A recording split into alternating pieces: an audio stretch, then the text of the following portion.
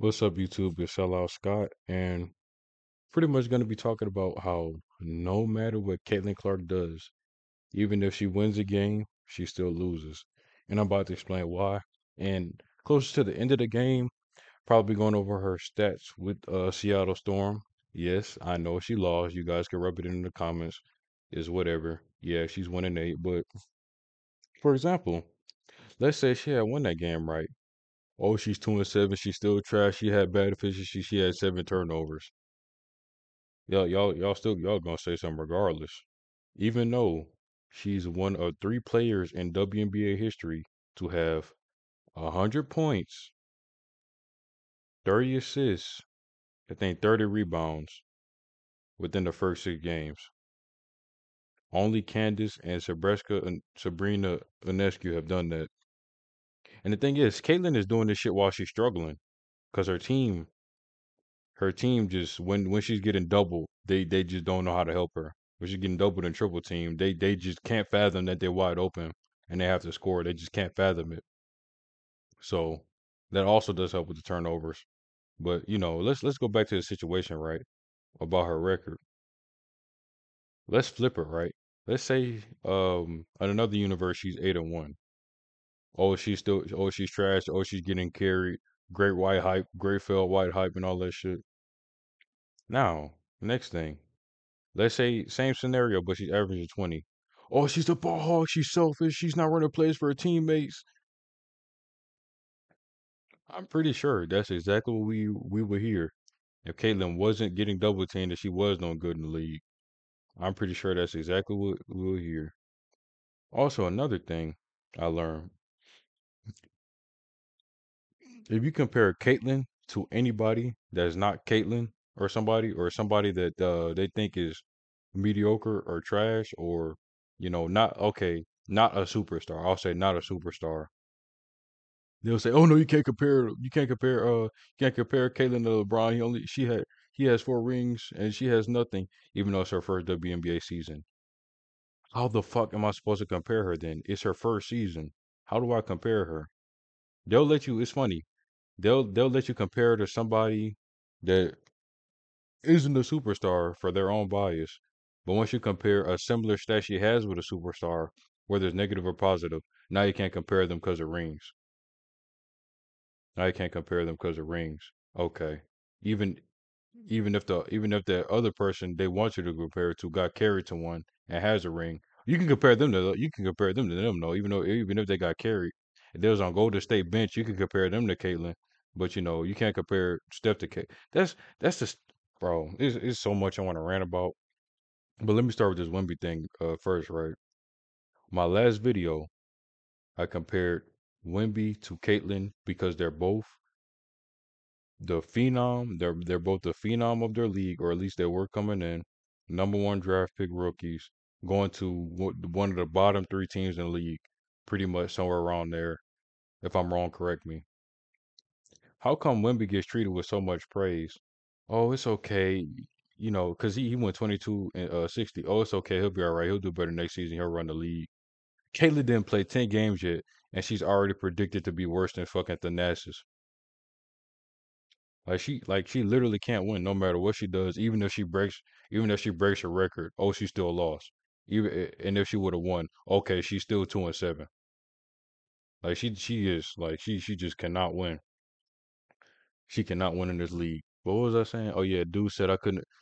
The dude in the comments said I couldn't compare her to Wemby because Wemby was on a minute restrictions and he could actually help his team. Caitlin's team, the coach is not intelligent, and her teammates aren't helping her make plays for Caitlyn or helping her double teams and shit like that. That's why the record's so bad. The team has zero chemistry. The team has okay, I'll say 2% chemistry. They have 2% chemistry. The team is no. She's hey, the worst teams in the leagues get the best players for a reason.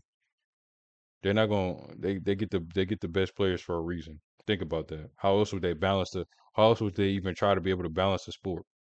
If Golden State kept drafting the best people, then boy, nobody will watch it. So it has to be like that. They have to send the best people to the worst teams to try to balance the league. That's the only way it could work. That's like literally the only way it could work. But pretty much, yeah, dude said I couldn't compare her to one B because he was on minutes restrictions. He got the other team, whatever. Then he compared. I said, okay, what would be a better comparison? And he said JJ Redick. So you see how that works, right? I'm not gonna lie, I got so mad I deleted his comment. But the thing is, right, JJ Redick does not have her range or her passing IQ. I would bet a lot on that he has neither of those two from Caitlyn. But it's okay. It's okay if she does have he does have those two things. But I can't compare to Wimby. You guys see what I'm saying, right? It's like unfair comparison bias. I can't compare it to LeBron because he has four rings and she don't have none. And the worst thing I ever heard, well, it's probably not the worst thing. Now I can't compare it to Curry because he got four rings and she don't have none. When literally everybody on ESPN, even Curry himself, compared him to her. Now somebody in the comments telling me I can't compare them because um he has four rings and she don't have none. Bitch, she didn't even play 10 games. How she gonna have a ring? See, that's the shit I'm talking about. Fucking moving the goalposts every time you make a logical point. Oh well, no, she doesn't have rings. Caitlyn literally has to get seven fucking rings, and she has to get seven rings, score 5,000 points, 2,000, 2.5K assists, and 2.5K fucking rebounds before her career over with. And then they still gonna say, yeah, she was all right. She was okay. Nah, she would still get downplayed. She would have to. I mean, if she doesn't, she would literally have to re-break the amount of records she broke in college in the WNBA for them to even, like, for people to even care. Also, let me tell you guys something else interesting because I already know you guys want to say, oh, her turnovers and all that shit. When I think it's very fair to say, like, a smooth 40% of those turnovers are because her teammates cannot catch her passes because her passes are so good. Because another thing, I know I keep saying another thing, but 75% of y'all don't watch the games. Y'all just hate for whatever reason, just because it's fun. I don't know. Y'all don't got nothing better to do. Say I hate on Caitlyn. I couldn't tell you why, but I don't know. That gets just human nature.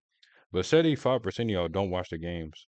Y'all come to ESPN and go look at the box score. Oh, she played trash. Whole time she got half her turnovers because she's trying to throw a fucking full court pass and it goes through her teammates' hands and they can't catch it. So better question: if you pass me the ball full court and I'm wide open, but I don't catch it, is that my fault or your fault? Yeah, answer that question. Please answer that question. I want you to answer that one. But also something else about her turnovers. Yes, I'm reading off a script. I don't care. They said Westbrook's lifetime turnover average is 3.95, damn near fours. Magic is 3.87s, and Isaiah's is 3.76. Jordan scored 16 points in his first game playing 40 minutes. In Kobe's first 24 games, his career high was 21. His next highest game was 16. And then, as we know, Caitlin Clark already hit 30. LeBron didn't hit 30 points until his 17th game. And LeBron had eight turnovers in the game. He hit 30 points. Oh, but no, you can't compare them. They all rings. They all rings. They're better than her. You can't compare. Like, you see, if you don't compare them, if you don't compare Caitlin to a mediocre player, then they don't want to have the argument. The automatic argument is, oh, whatchamacallit, they have range, she doesn't, you can't compare them, which is the stupidest shit ever. Like, I'm still stuck on that Curry one, like, because they were saying, because another thing, people were like, okay, she's losing. Why do you guys want to watch her? Of course, my rebuttal is, well, she has a very similar style to, I say three to four people, right? She's has shades of Curry, Harden, Jokic, Pete Maravich, etc. Right? Harden's my favorite player, and Curry is entertaining to watch. So of course, seeing all that, I have no choice but to watch her. Win or lose, I'm a fan. If I start watching her just because she's losing, then that I feel like that should be the real definition of a bandwagon. When you stop following the player just because they're losing. If you're a real loyal fan, whether they're losing or winning, you shouldn't care. I'm not saying catch every game, but just switching just switching over like that and all that shit just because they're not winning right now. I feel like that should be the real definition of a bandwagon, not Oh, you follow your favorite player to the new team because they're not on the old team no more. I don't get how that's bandwagoning, but if that's bandwagoning, I'm a bandwagon. I don't care. Another example, Harden's my favorite player in the league, the NBA. He's not in the postseason no more. Now I don't care who wins the championship. I don't care, but he's still my favorite player. He had very little postseason success, if none at all. If you need a championship to be considered for postseason success, sure, little to none at all. Still my favorite player. I don't. If winning or losing dictates whether you watch the player or you like them or not, then you're not a true fan. Obviously, I'm a true fan. They're 1 for 8, and I still care to watch the team. So I feel like that's a horrible argument. That why does Caitlyn get praised for losing, and why don't you watch the other girls in the WNBA and it's because they're winning and they're better? I don't give a fuck. I really don't care. I didn't care about the WNBA until Caitlyn. I really didn't care. I really didn't care. And I could bet y'all over 60% of y'all did not care either. And the 1% that did care, I bet your game wasn't even getting televised. Most people did not care about the WNBA. I'm not gonna say. I'll put it like this. The smartest way I could say it. Damn near nobody gave a fuck about the WNBA until this 2024 draft class. Nobody. 1% of people on fucking 1% of people out of less than 1% of people in the world cared. I'll put it like that. Damn near nobody fucking cared. And Curry could lose in the postseason. People still watch him. He's entertaining. Well, but I can't compare them because he got 4 rings. But if I compare it to Harden, oh no, that gives it gonna say next. Oh no, he's left-handed. You can't compare him. They'll come up with. I swear to God, they'll come up with anything, anything. Like you're not supposed to win that argument. Also, actually, here's the stupidest thing I've heard so far. Here's the dumbest thing I've ever heard in the history of my life. So, kind of branching off the previous argument, the dude was talking about obviously, Caitlyn's losing record and all that stuff. What did he say? He said, "How come she's getting praised for losing and all that stuff? She's trash. She can't even carry her team to a win." Or he said something along the lines of that. You guys will probably go find a comment if you go watch the part 1 of this video. And I said, "Okay, go watch the games to tell me why she lost." Because, like I said, I'm assuming 75% of people that have something negative to say about her don't even watch the games. His rebuttal was, "It doesn't matter why they lost. She's still trash and all that shit." And I pretty much said, "Why should we value your opinion? You don't watch the games, yet you have an opinion."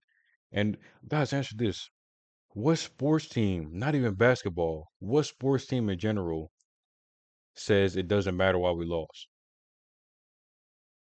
I never heard that shit in my life. It does matter. Because usually teams will go back and watch film and see why they lost so they could try to prevent it from happening again.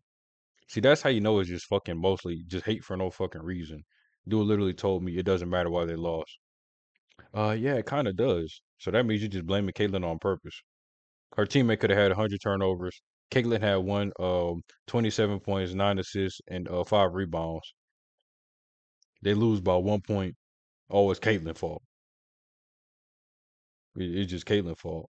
If y'all actually watch the games instead of just fucking sitting down hating for no reason, y'all would actually see, man, she is getting doubled and triple teamed, and then when she passes, she gets no help from her teammates, and then they don't really set up plays for her, and then they don't catch her, then they don't catch fucking 40% of her passes, which leads to the turnovers, and then they can't fucking get rebounds either. So once y'all stop treating Caitlyn like it's a 1v1 or a 1v5, and then everything's her fault regardless of anything, and oh, she's the GOAT, no excuses. Uh, Even though Jordan, like y'all just heard that thing I was talking about earlier. Oh no, I can't compare. Jordan got 6 rings. Oh my bad. I can't compare him. My bad. That's just I don't know. It's just I guess it's just human nature. But I did hear one thing before. If they don't hate, you're not great. So I guess it just because remember even LeBron's teammates before he got drafted hated him, saying he wouldn't be nothing and all that shit in the league, and they don't think an 18-year-old kid could help them. He admitted that on his podcast with JJ Redick. He admitted it. So I guess it just humans they just have this natural need to hate. I guess I don't know, but I also did hear hate is just a weird form of love. So I mean, but that's just I don't know. It's I don't know. But guys, just remember you can't compare anybody else. You can't compare Caitlyn to anybody else that that has rings or anything like that, or is a superstar in the NBA or anything like that. You have to compare it to the 15 man on the bench in the NBA. Then it's a fair comparison. That's the only way to be a fair comparison because otherwise they'll argue and say, "Oh no, they have rings." Even if that 15 man was on Golden State and got carried to 3 rings, you could argue with you could make that argument with that person. But if it's Steph Curry, oh no, you can't argue, even though both of them have rings. Stupidest shit ever. But that's pretty much my rant. Moral of the story, hey, just let them keep hating. Let Caitlyn Gain talk for herself. Will I still be arguing in the comments? Yes and no. What I mean by that, you'll probably find out soon enough.